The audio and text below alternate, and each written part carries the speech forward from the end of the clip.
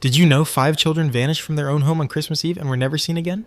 It happened in Fayetteville, West Virginia in 1945. The Sodder family, a quiet, hard-working group of Italian immigrants. George and Jenny Sodder had 10 children. That Christmas Eve, they celebrated like any other family. The kids were excited, the decorations were glowing, and the house was filled with warmth. By midnight, everyone drifted to sleep.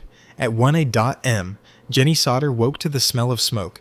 Flames raced through the hallways. George rushed to gather the children, but chaos overtook the house. 4 of them escaped into the cold. 5 were trapped upstairs. The fire devoured the home in minutes.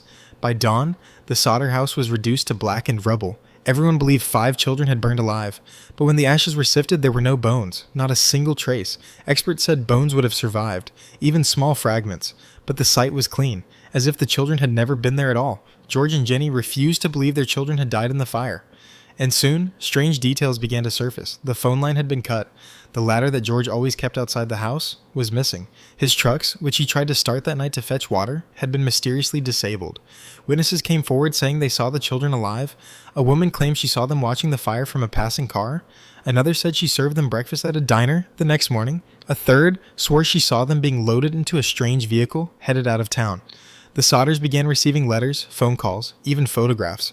One envelope arrived decades later.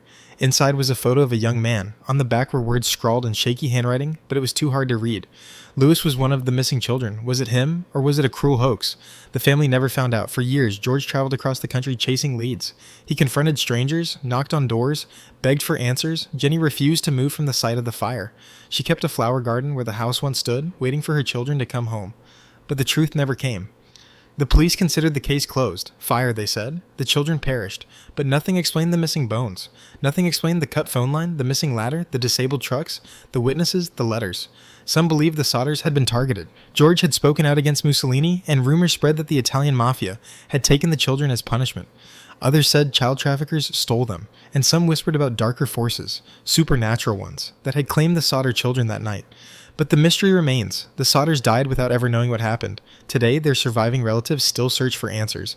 And every Christmas Eve, people remember the night 5 children vanished into smoke and fire. No bodies, no bones, no peace, just silence. And maybe, somewhere, 5 voices still waiting to be heard.